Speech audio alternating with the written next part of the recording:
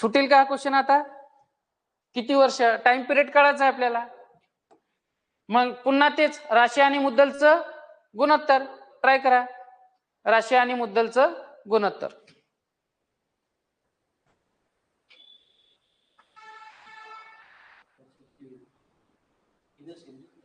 तीन येईल आहे की नाही. आता इथं पहिले शब्द बघून घ्यायचे. 6 माही 4 माही असं काही दिलेलं नाही.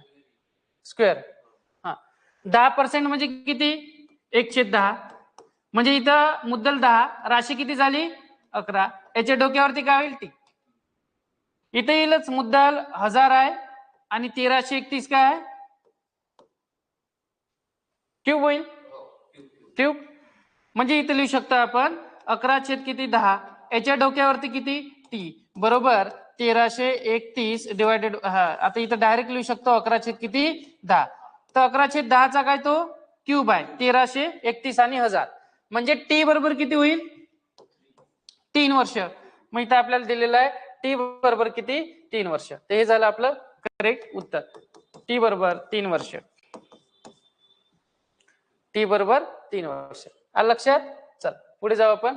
नेक्स्ट. किती वर्ष दिलेलं आहे आपल्याला? मुदत काढा.